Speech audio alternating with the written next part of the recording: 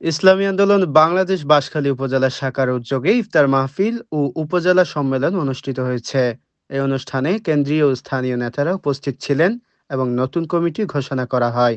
বৃহস্পতিবার 20 মার্চ বাঁশখালীতে অনুষ্ঠিত এই সম্মেলনে সভাপতিত্ব করেন উপজেলা শাখার সভাপতি মাওলানা মুফতি নুরুল আমিন।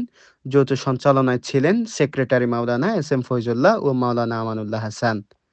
ইসলামী আন্দোলন বাংলাদেশের কেন্দ্রীয় আন্তর্জাতিক বিষয়ক সম্পাদক ডক্টর বেলাল নূর আজিজি বলেন, দেশের চলমান পরিস্থিতিতে ইসলামকে রাষ্ট্রীয়ভাবে প্রতিষ্ঠার জন্য আমাদের ঐক্যবদ্ধভাবে কাজ করতে হবে। দক্ষিণ পূর্ব এশিয়ায় গত 7 মাস ধরে পেন্টাগনের প্রতিনিধি সফর করে যাচ্ছে।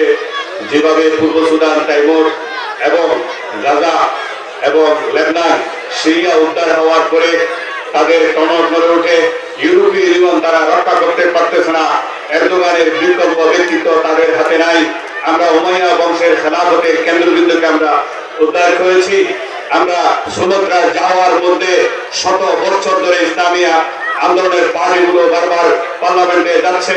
দক্ষিণ পূর্ব এশিয়াতে নির্যাতিত হওয়ার পরও আবার জুলাই বিপ্লবের মাধ্যমে এই বাংলাদেশ থেকে সেই তথাকথিত মুশরিক ইহুদি নবী মোদী সংগঠনকে আমরা চিরস্থায়ীভাবে বিদায় করেছি দেখে এদেশের জনগণের আবার টোপ লাগানোর জন্য বিভিন্ন ষড়যন্ত্র হচ্ছে। চরণের অভিনন্দন ও শুভেচ্ছা নিয়ে আমরা একটি ভোটের বাক্স, ধর্মীয় মূল্যবোধ ও জাতীয়তাবাদী শক্তি রেখে এক মঞ্চে রেখে এই দেশকে নতুন ভাবে গড়ার শপথ নিতে হবে আমাদেরকে।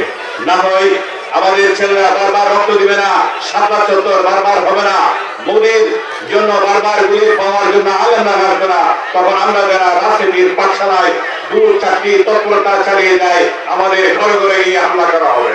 অতএব বিপদ আসার পূর্বে বিপদকে সামনে রেখে একটি ঐক্যবদ্ধ জাতীয়তাবাদী শক্তি ও ধর্মীয় মূল্যবাদী শক্তিকে সামনে নিয়ে আপনারা ভোট যুদ্ধ অবতীর্ণ হয়ে সামনের ইলেকশনকে চ্যালেঞ্জ হিসেবে গ্রহণ করে একতা এবং মুসলিম সংখ্যাগরিষ্ঠ জনপদ 92% রয়েছে।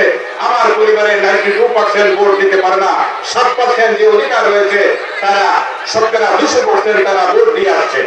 এই ইলেকশন ইঞ্জিনিয়ারিং অপকৌশল নির্বাচন ব্যবস্থাকে যে হতবর্ত ছিল এটা থেকে আমাদেরকে উদ্ধার করতে হবে। মূল্যবাদী শক্তিগুলো এবং জাতীয়তাবাদী শক্তিগুলো এক হয়ে ভোটের বাক্সে এবং ভোটের যুদ্ধে লড়াইয়ে ঝাঁপিয়ে পড়তে হবে। মুসলিম উম্মাহকে তার একত্রতা এবং আমাদের সবার হৃদয়ের স্থান ফিলিস্তিন এবং গাজাকে অবমুক্ত করে নতুন ভাবে ফিলিস্তিনকে তার সহ মর্যাদা ও স্বাভাবিক মর্যাদা সত্ত্বাধিকারকে বোধ করার অধিকার দিতে হবে এবং সকল ইসলামিক শক্তিকে আবার আমি ঐক্যের আহ্বান জানিয়ে আমার সংক্ষিপ্ত বক্তব্য এখানে শেষ করতেছি।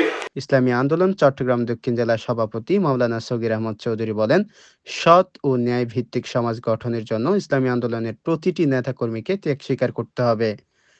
অনুষ্ঠানে বিশেষ অতিথি হিসেবে উপস্থিত ছিলেন ইসলামী আন্দোলন ও অন্যান্য রাজনৈতিক সামাজিক সংগঠনের নেতৃবৃন্দ। তারা সবাই ইসলামের শাসন প্রতিষ্ঠার লক্ষ্যে ঐক্যবদ্ধভাবে কাজ করার আহ্বান জানান। সম্মেলনের শেষ পর্যায়ে ইসলামী আন্দোলন বাঁশখালী উপজেলা শাখার 2025-26 সেশনের নতুন কমিটি ঘোষণা করেন জেলা সভাপতি। ইসলামী আন্দোলন বাংলাদেশ উপজেলা শাখা জেলার নবনির্বাচিত সভাপতি মাওলানা মুফতি নুরুল আমিন বলেন, আমরা ইসলামের সঠিক দাওয়াত মানুষের ধারে পৌঁছে দিতে কাজ করব।